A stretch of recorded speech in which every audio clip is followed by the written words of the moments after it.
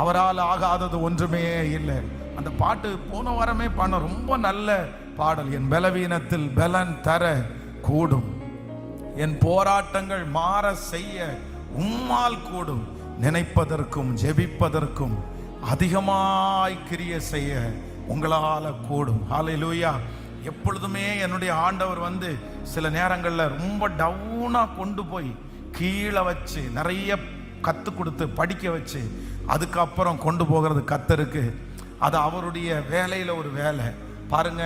அங்க எல்லாருக்கும் பந்தியில திராட்சரசம் குறைஞ்சு போயிடுச்சு. அப்பவே நியூஸ் வந்துருச்சு. ஆனா ஆண்டவர் அங்க என்ன சொல்றாருன்னா, என் வேலை இன்னும் வரவில்லை. லாசரு வியாதியா இருக்கும் போதே ஆண்டவருக்கு நியூஸ் வந்துருச்சு. ஆனா ஆண்டவர் திரும்பவும் 2 நாள் அங்கே இருந்தார் என்று வேதம் சொல்லுது. கத்தர் போகவே இல்லை. யவீரு கூப்பிடும் போதே ஆண்டவர் நடந்தார் தான்.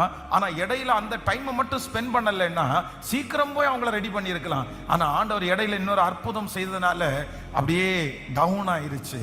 ஆனா இது எல்லாத்துலயும் பாத்தீங்கன்னா முடிவுல ஆண்டவர் என்ன பண்ணார்னா, தான் வாக்குரைத்ததை அப்படியே நிறைவேற்றினார்.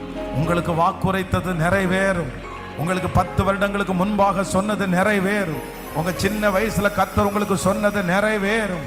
வாக்கு கொடுத்தவர் வாக்கு மாற மாட்டார். உங்க பிள்ளைகளை குறித்து சொன்னது நிறைவேறும். உங்க குடும்பத்தை குறித்து சொன்னதை கர்த்தர் நிறைவேற்ற வல்லவர். எல்லாரும் கரங்களை தட்டி ஆமென்.